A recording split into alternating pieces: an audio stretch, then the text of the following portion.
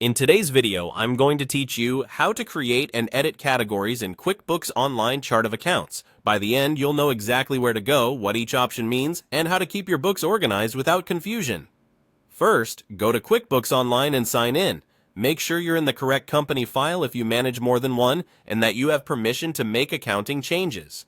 This ensures you can see and modify the chart of accounts without running into access issues. Next, head to your chart of accounts. In the left navigation, you'll typically find it under Accounting or Bookkeeping, then Chart of Accounts.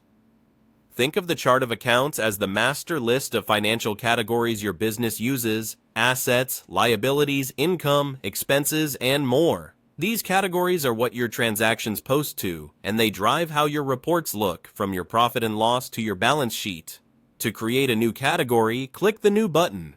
You'll be prompted to choose an account type and a detail type. The account type is the high-level category, like expense or income, and it determines where the account appears on your reports. The detail type adds specificity, helping QuickBooks understand what kind of expense or income it is. Then, give the account a clear, consistent name, something you and your team will immediately recognize, such as office supplies or online subscriptions. You can add a description if it helps. If you're starting fresh, it's often best to leave an opening balance blank unless you're bringing over an existing balance from another system. When in doubt, confirm with your accountant to avoid misstatements. To edit an existing category, find it in the Chart of Accounts list. On the right side of that line, open the drop-down menu and click Edit. Here you can update the name, description, and, if appropriate, the detail type. Be careful with account type changes.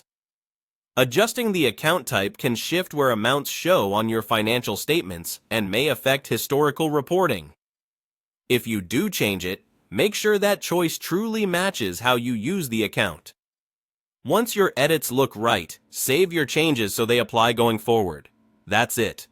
You've gone to QuickBooks Online, navigated to the Chart of Accounts, created a new category with the right type and name, and edited an existing one safely.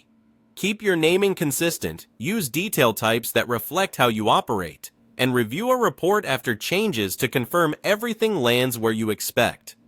This will keep your books clean, accurate, and easy to understand.